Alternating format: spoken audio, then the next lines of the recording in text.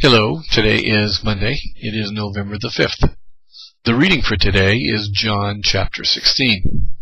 Now, all through the chapters, just immediately preceding this, Jesus has been really making a big point of what the Holy Spirit's role is in the Christian's life.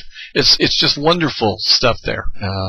And indeed, part of what he says is, you don't like the changes that are coming, but they're for your benefit. Then in chapter 16, he says some things that we really need to take to heart. In verses 2 through 4, he says, the time will come when people will kill you and think they are doing God a favor.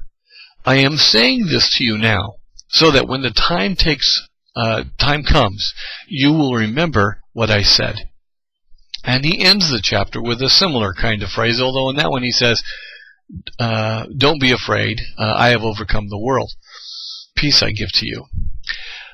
Well, these are threatening kind of statements. They aren't what we normally expect. It is our human default position that when we are doing good, when we are right, we should be, well, if not blessed, we should at least be protected.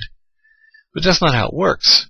Indeed, Jesus says several places, if they hated me, they will hate you. If they attack me, they will attack you. Now, there are some people who are people of faith of some sort, many different kinds perhaps, who feel internally that when they are attacked, that proves they are right. But Peter in his letter warns us that we have to be sure that we're actually doing good, that we're actually representing God properly. There are people who claim that persecution proves that they are in fact from God, but that isn't always true.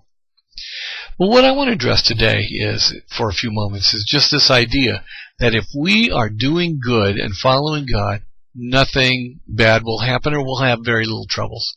And very clearly, Jesus says to us, that is not true. What he says to us is, there will be times when the world system, or perhaps just those against God in some sort of way, will be attacking us, or those of us who believe.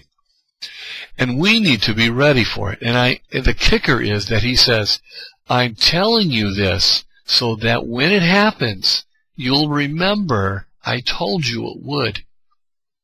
We are never to lose faith because of opposition.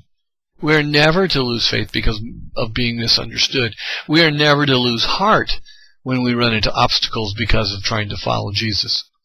And these verses tell us that these difficulties will happen.